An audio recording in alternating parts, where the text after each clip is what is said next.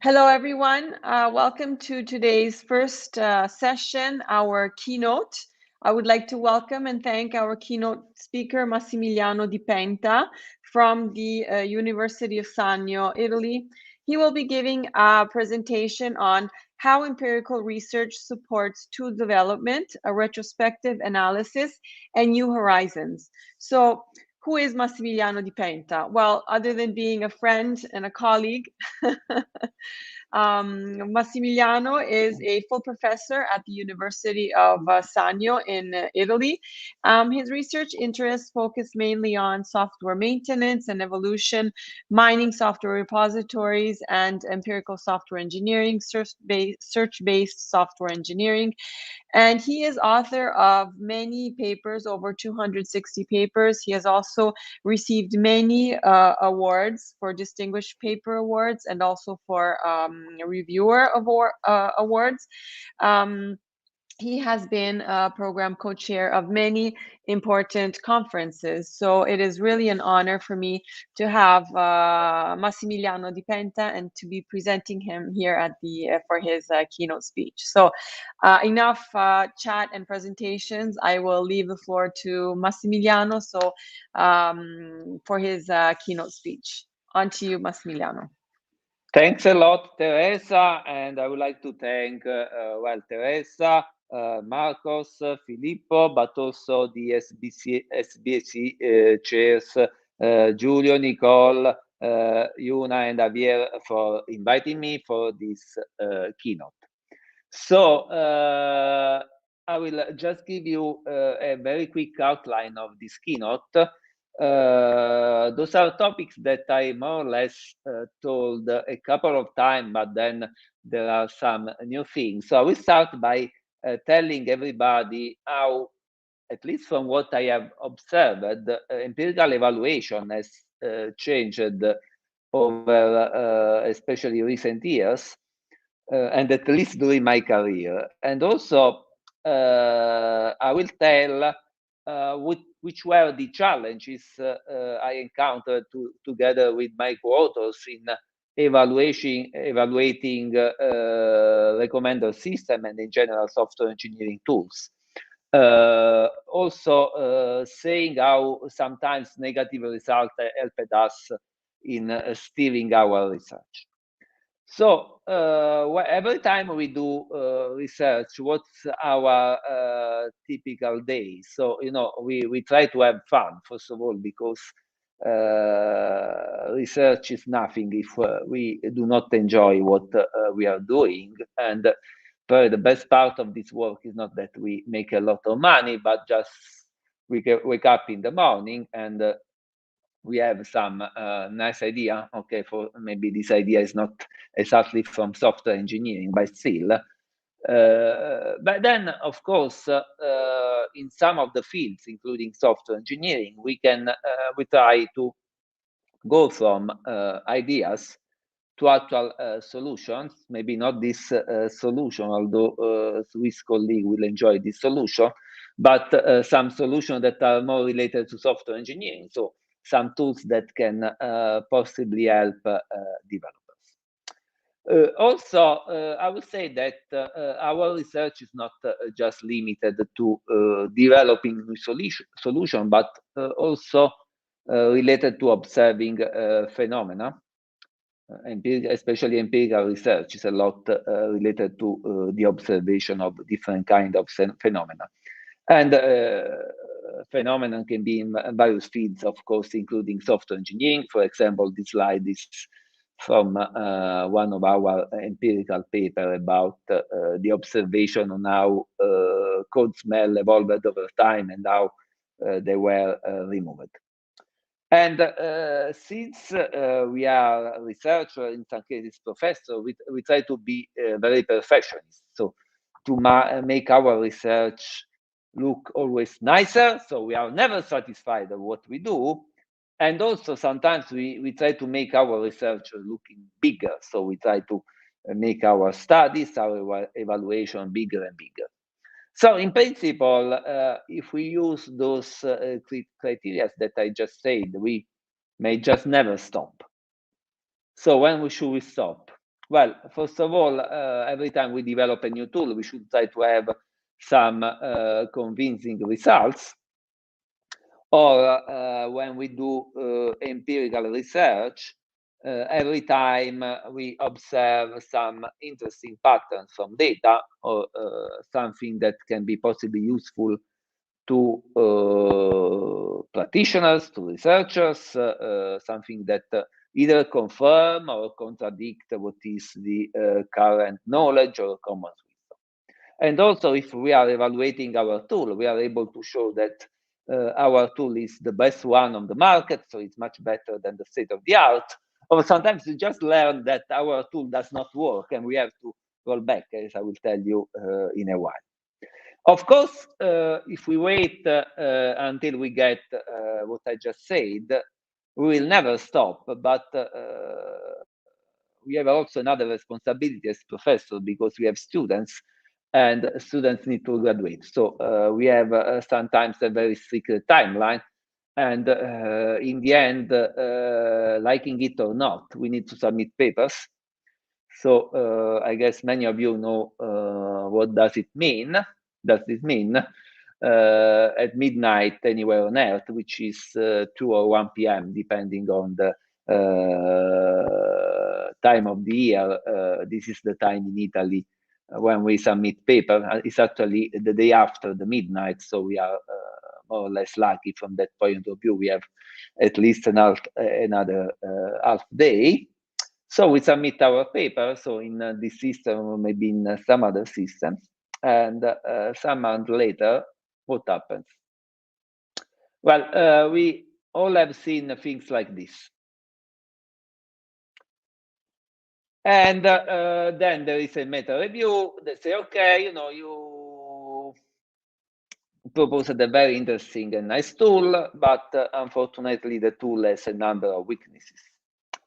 And here I will show some common patterns we often see from that point of view. That's my favorite one, because I believe it's always possible to shut down a paper with this argument. So, like, the evaluation has been conducted only on X dataset projects, and well, we know that every time we try to increase this X, we'll find another reviewer that will say, okay, it's only X, you should do X plus Y. So never satisfied, or somebody else that say, okay, you should analyze further languages, further ecosystem, and so on. Or you did a user study, and the study has a fairly limited number of responses, especially this may be super challenging for topics where it's very hard to find experts. So this creates in us a lot of frustration, and especially older researchers, I'm almost getting that old, can easily realize how things have been changed if we compare what are the standards today with the standards that we had some years ago.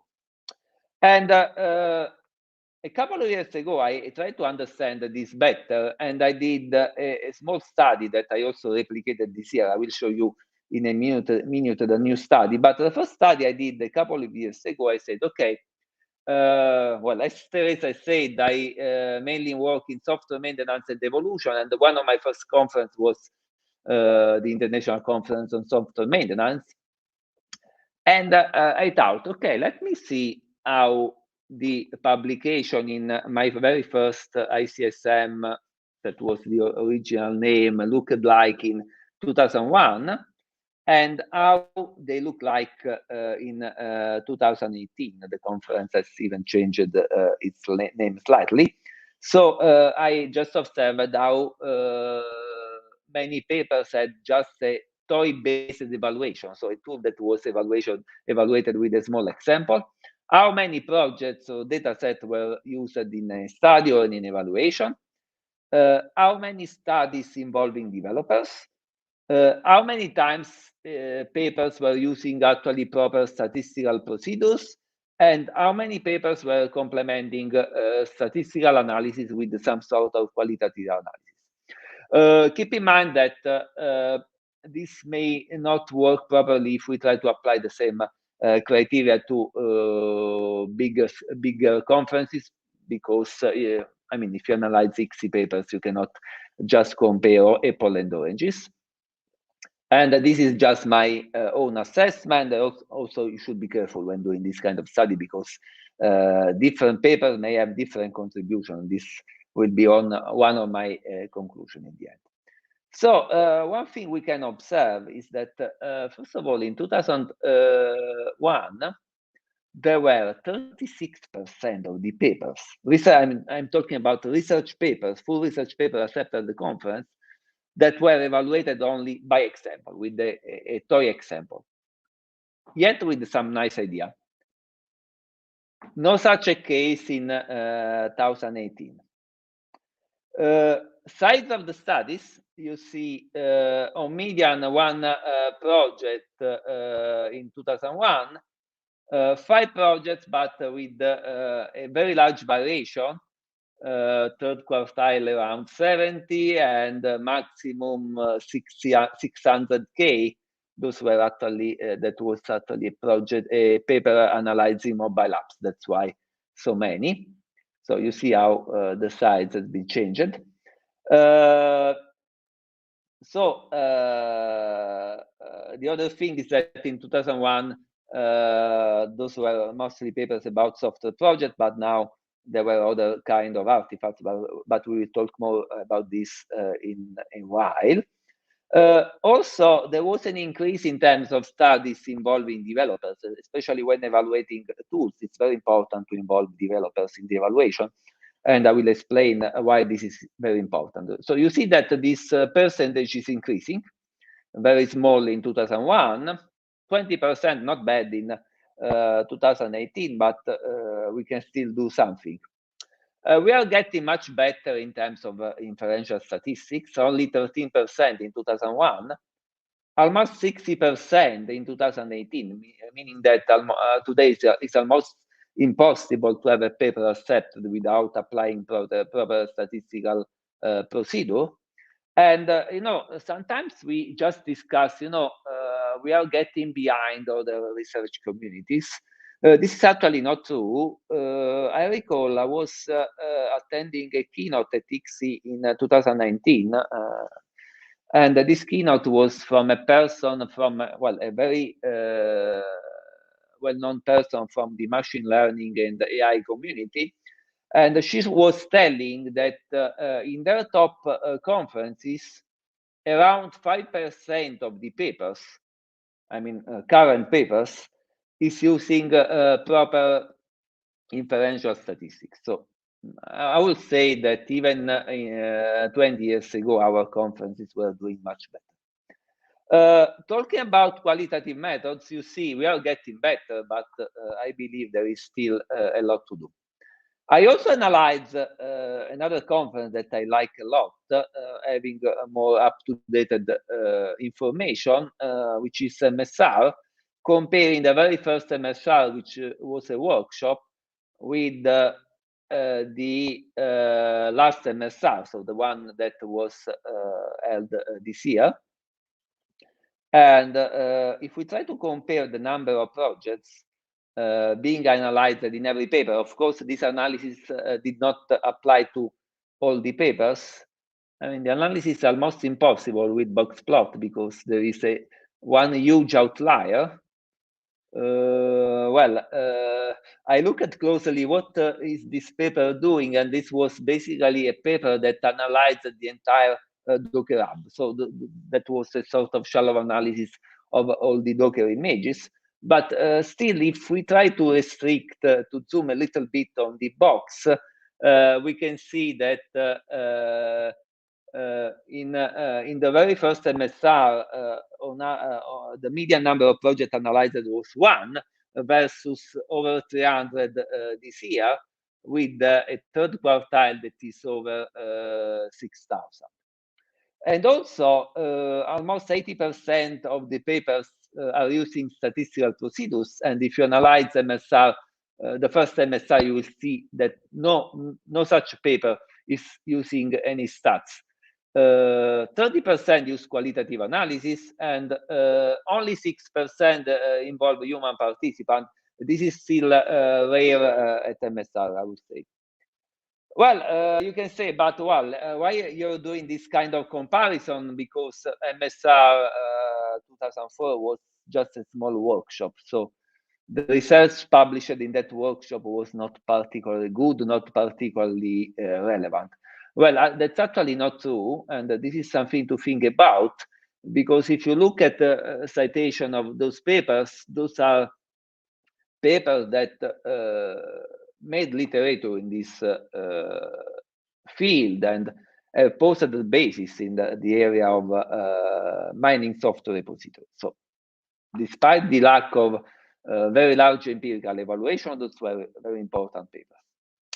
The other thing is that we can easily observe that in software engineering research, I would say that the tide is turning. So research is changing a lot. So before, most of our empirical evaluation were just related to analyzing software projects, but these days we are analyzing a very diverse set of data, from code review to question and answer forum, or continuous integration log, or developers charts, as I said, Docker images, but also I look at the very last MSR, people have started to analyze machine learning workflow and many other very diverse data set.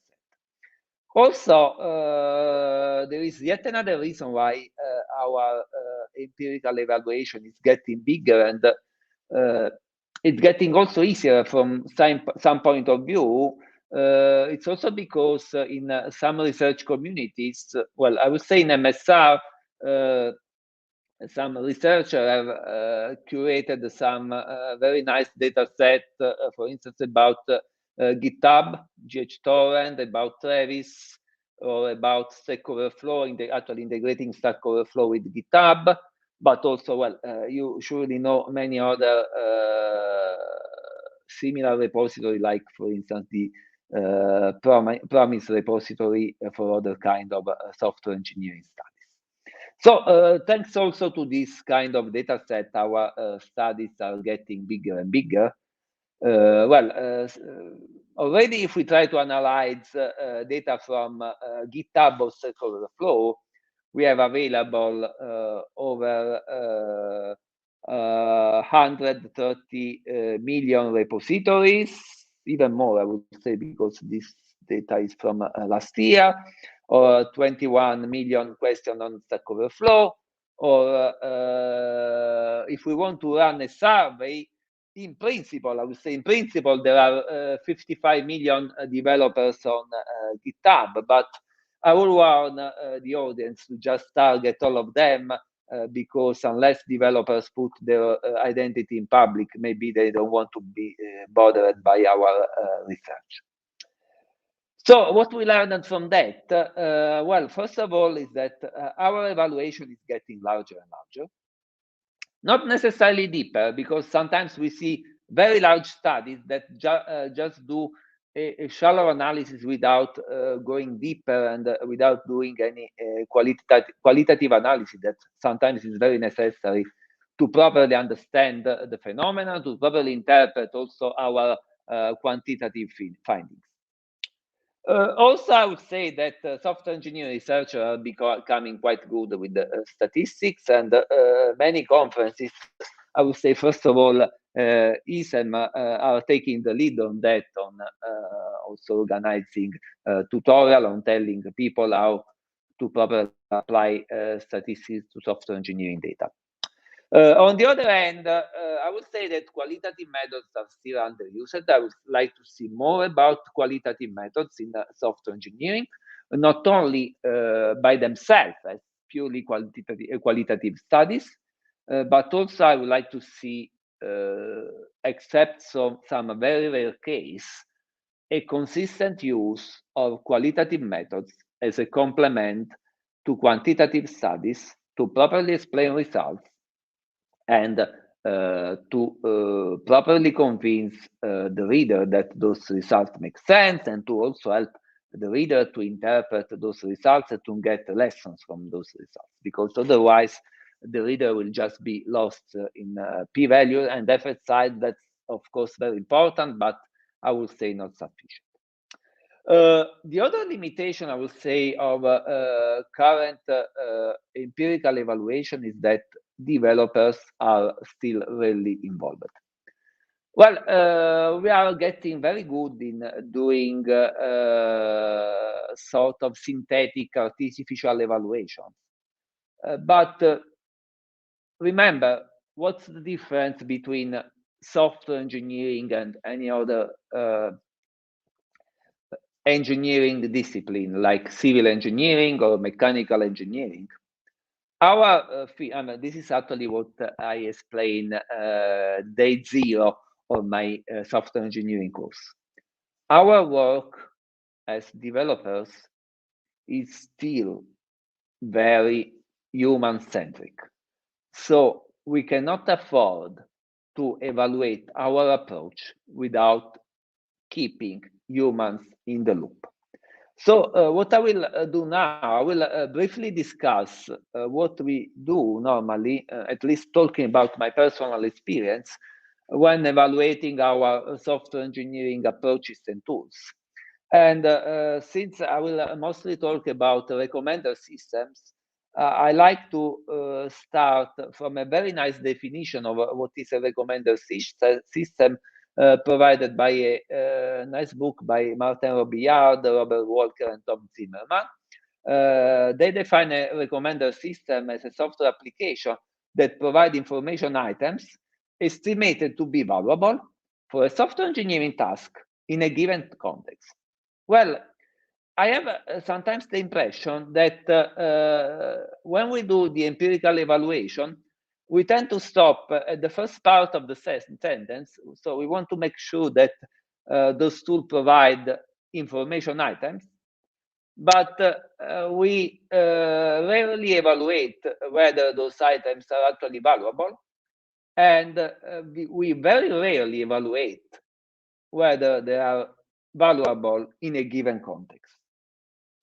So how do we perform this kind of empirical evaluation? Well, first of all, the first question we try to answer is how accurate is our approach. And by saying how accurate, I don't just mean evaluating accuracy, I mean evaluating all the metrics we often use to evaluate the accuracy of an approach, like precision, recall, F-measure, area under the curve, or whatever measures necessary given the kind of recommendation and the kind of approach we want to evaluate. The other thing we do is that using the same metric, more or less, we try to compare our approach with the current state of the art, or if there is no state of the art, with the current approach that developers are using to solve the same problem. So the question we ask is whether our tool is any better than the competitor's tool. Now, of course, the Netherlands audience will give a big applause. But yes, this is it. And also this was, in some sense, replicated last Sunday. And no, last Sunday, no, actually, he arrived second. This other guy wins. I'm also a fan of Formula One, by the way. The other thing we ask, since we develop tools, but probably this is not really our job, how fast is our tool? And many times also when we are reviewers, we ask ourselves, okay, but do we care about whether our tool is fast or not? And I mean, this is a keynote shared between ESEM and also SBSE. This is a very legitimate question for SBSE, where especially the optimization part of the algorithm may or may not be super fast. So when we need to ask this question? Well, first of all, we need to ask this question every time we need to scale up. So if we have applied in our experiment, in our empirical evaluation, a technique on a relatively small data set, but we can easily imagine that in a real world scenario, the technique has to be applied on a data set that is 10 times, 100 times bigger. We say, okay, if now we took 1 hour, then it will be 100 hours. So even if we run this task offline, then it may not work, or maybe just the memory requirements will explode. We may not even be able to run the task. So scalability is one of the dimensions we need to consider when deciding whether or not performances, timing performances, make sense or not. The other question we should ask, this is very relevant for SBSE, is whether we can run a given task offline. Normally we don't need to, at least in most of the cases, we don't need to generate tests online. We can just have a machine running over a server running over the night to generate those tests, or maybe to train some machine learning models. So those are typical tasks for which saving seconds does not make any sense. Saving maybe hundreds of hours may make sense, because then we may or may not be able to run the task even over the night. But in the end, every time we just observe a very small improvement, do we actually care? Well, unless we are judging the results of Olympic Games of a Formula One race, in many cases we do not care. Especially imagine a recommender system, and we just get an improvement that in percentage can be great, even 50%. But in the end, the tool is still able to give you, with or without the new approach, a recommendation in a very small fraction of a second. Then even saving 50% in a development environment, we may not even perceive the actual value of this improvement. So what I will say is that beyond the p-value, and sometimes even beyond the effect size, which is very important, we need to understand whether such an improvement will have a practical value. As I said, sometimes a small fraction of second for a tool responsiveness is something we will not even realize, whereas for a batch process, even a few seconds may not even matter. Of course, there are circumstances in which a small improvement is still important. Every time we do theoretically, we want to achieve some theoretical improvement. In that case, is very important. What else are we missing in our empirical evaluation? Well, we are missing a very important point, which is whether or not and to what extent is our tool able to help developers in a given task.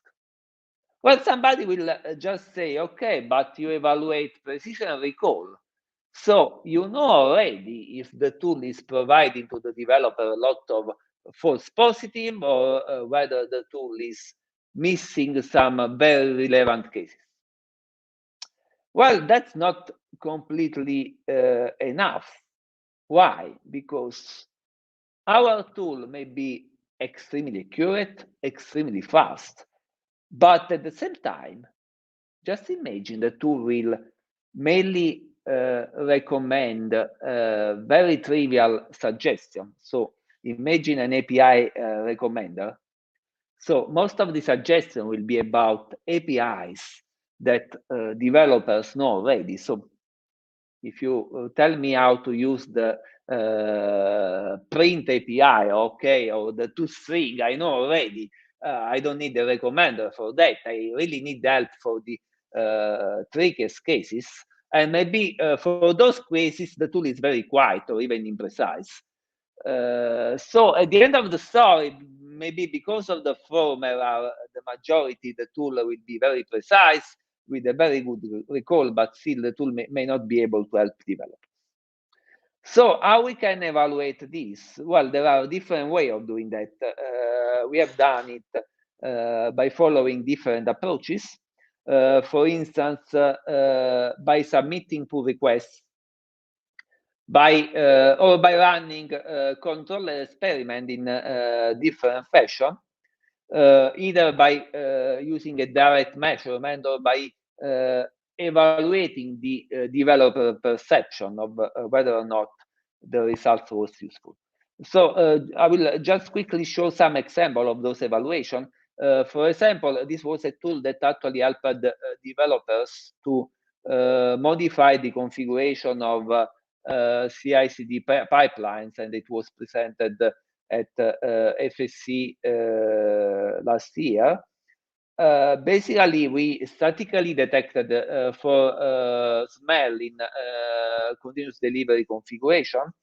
And what we did, we automatically generate some issue report with our tool, and we used those issue report to open some pull requests on some projects. So we observed data from 64 projects for 6 months, and we opened a total of 145 issues, and 45% of those were actually fixed.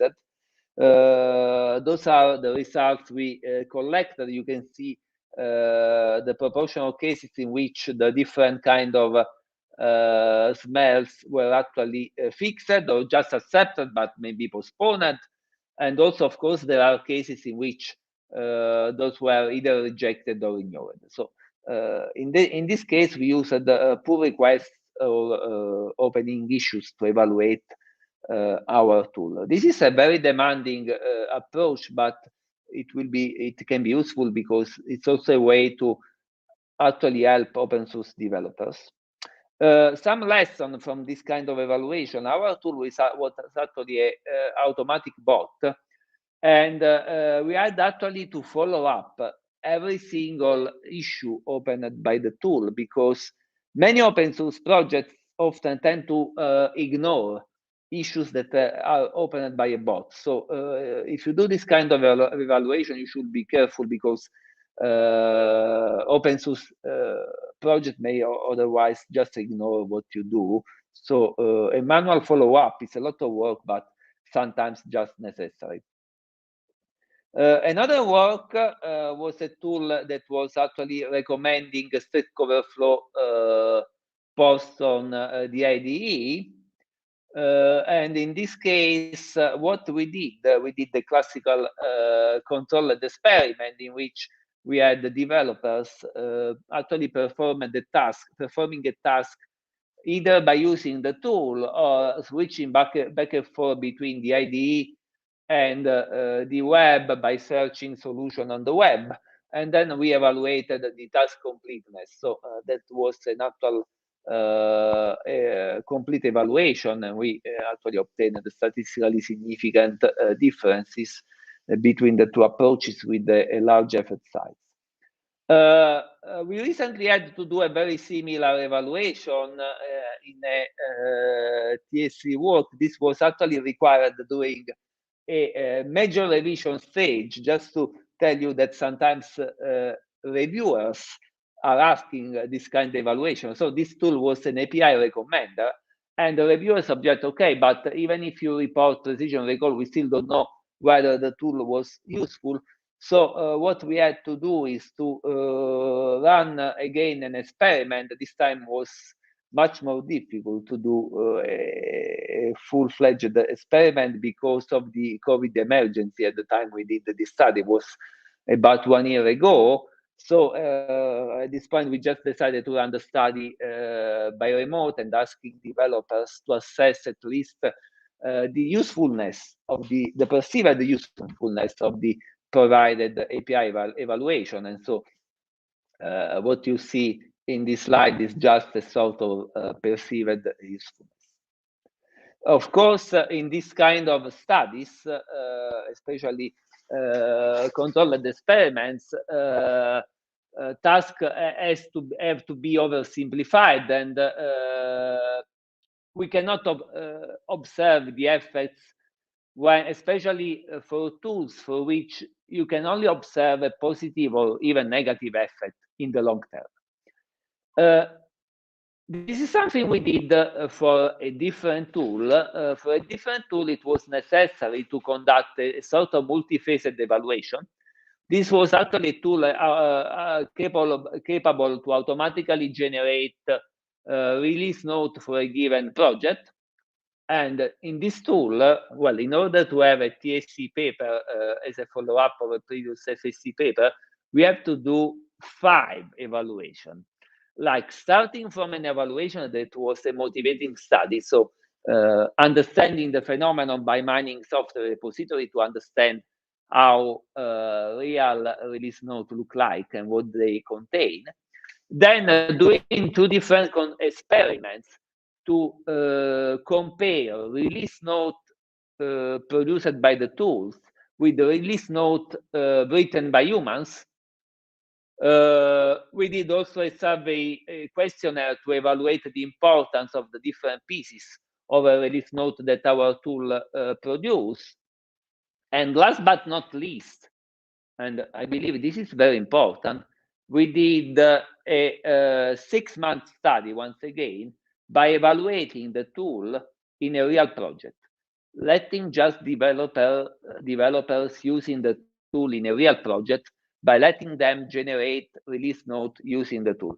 This is very important because, yes, you can do the controlled experiment, you can control a lot of factors, but at the end of the story, you are missing the applicability in a realistic context. So this costs a lot of effort, but sometimes it's very necessary. Just some bits about New Horizon. These days, we are developing very powerful recommender system using deep learning or very advanced AI. We should be careful because sometimes the explainability of those tools is limited, if not totally absent.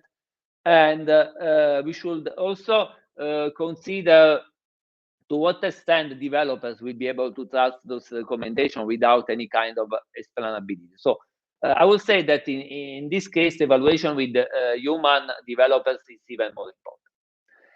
I will conclude with by quickly telling a story about how important is to use empirical evaluation to roll back our research, because sometimes we know evaluation is a tricky path, but in this tricky path, sometimes we can just get lost.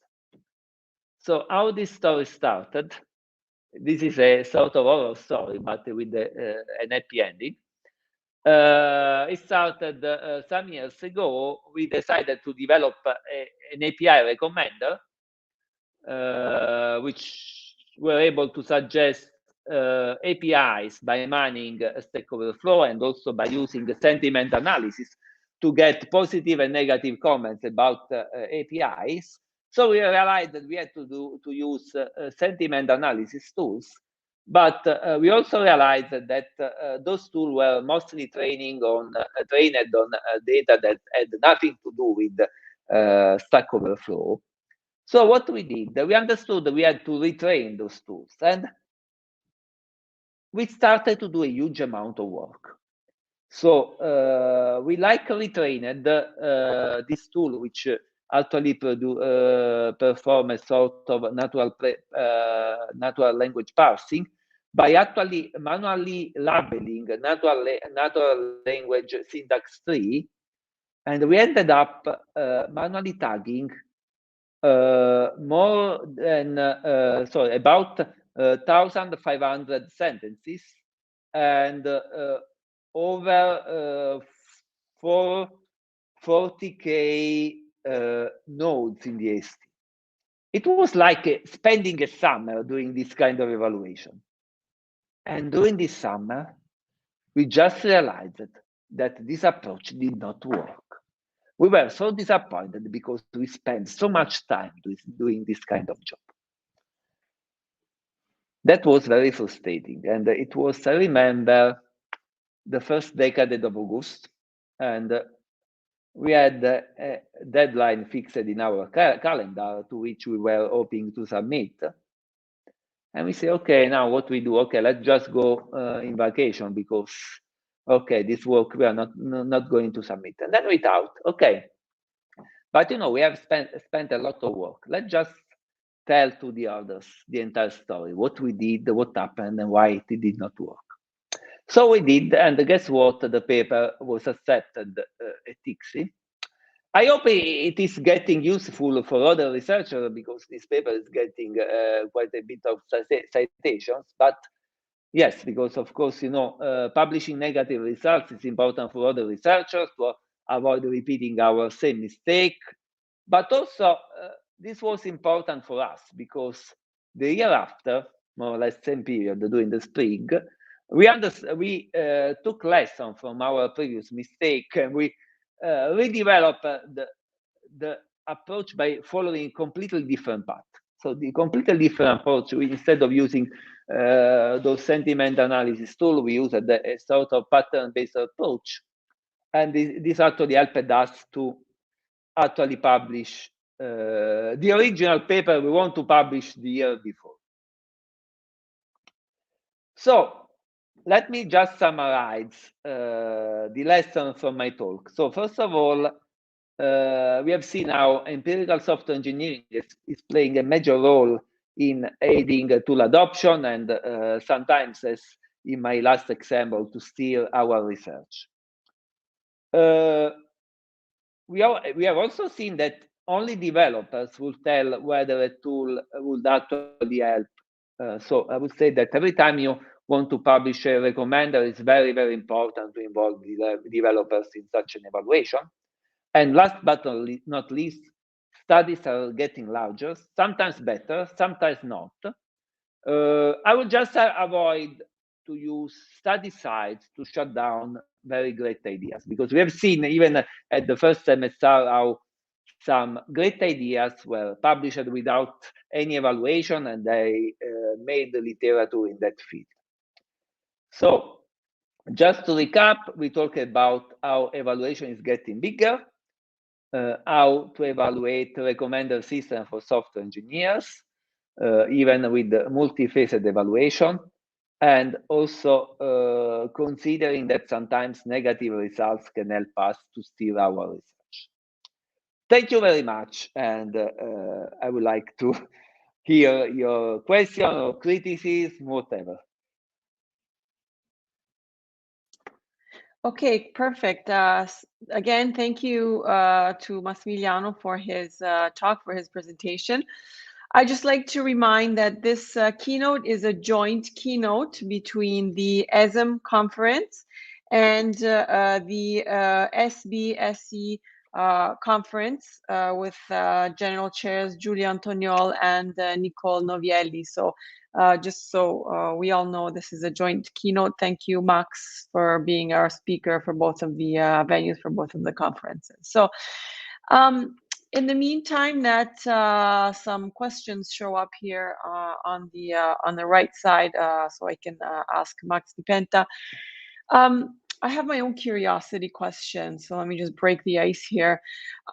So lately, in recent years, we have assisted at the at tracks like the artifacts evaluation tracks or the open science initiatives that have in some way, in some cases also requested or forced authors to provide the artifacts or the tools that they talk about in their papers. So it's not just enough to tell about something, but you also have to prove. And now also with the badging of ACM, IEEE, and the Rose Festival. So we talk more about availability, reusability, replicability, or we tag a paper as reproduced. So how much do you think this has or is influencing everything that you have talked about today? I believe this influence does a lot. First of all, because sometimes we are able to reproduce other researcher results, but people were also able to reproduce our results. At the same time, I would like to give a message to the audience, especially to reviewers. Becoming more demanding about having data available even during the reviewing process. And let me put the art of the next ICSI program co-chair for 23. We will become even stricter next year, but keep in mind that there are still papers, I would say paper with industrial data that just cannot distribute this data. So I will say this is very important. We are becoming more mature. We have a lot of technology. I would say Docker, Jupyter Notebook, but we should not stop industrial research with that.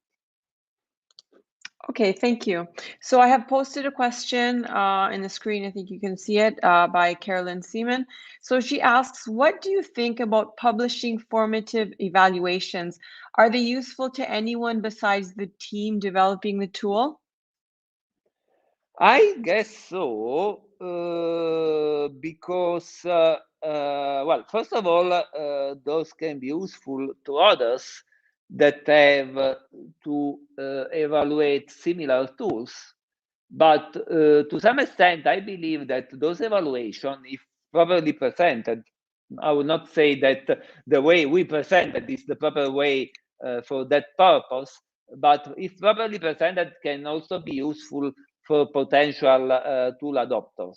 So as I said in my talk, one of the goal of empirical evaluation is also to foster adoption.